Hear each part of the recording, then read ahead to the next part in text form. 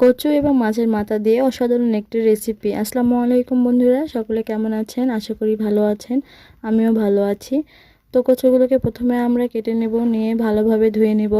ধোয়ার পরে একটা পাতিলে দিয়ে কিছুটা রসুন, আদা বাটা, হলুদ গুঁড়ো, লবণ, পরিমাণ মতো লবণ দিতে হবে, এবং গোলমরিচ, এলাচ, কালো ফল, দালচিনি, জিরে, তেল এবং গোটা ঝাল কেটে দেব।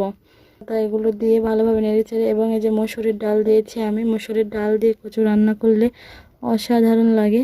আপনারা একটু সকলে খেয়ে টেস্ট করবেন কেমন লাগে। তো এই যে আমি ভাজা মাছের মাথাটা দিলাম। এখন আমরা সব কিছু দেওয়ার পরে কিছুক্ষণ একটু ঢাকা দিয়ে রাখবো, সিদ্ধ দেব। তারপরে দেখেন এই যে এরকম আসছে। এখন একটু নেড়েচেড়ে উল্টে পাল্টে দেব, কারণ নেড়েচেড়ে দিলে একটু তাড়াতাড়ি সিদ্ধ হয়।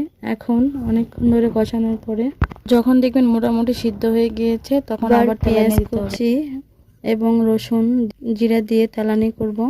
তারপরে অনেকক্ষণ ধরে একটু কষাই নিয়ে, মাশাআল্লাহ দেখেন কত সুন্দর লাগতেছে কচু দিয়ে মাছের মাথার মুড়ি ঘন্ট। ধন্যবাদ সকলকে পাশে থাকার জন্য।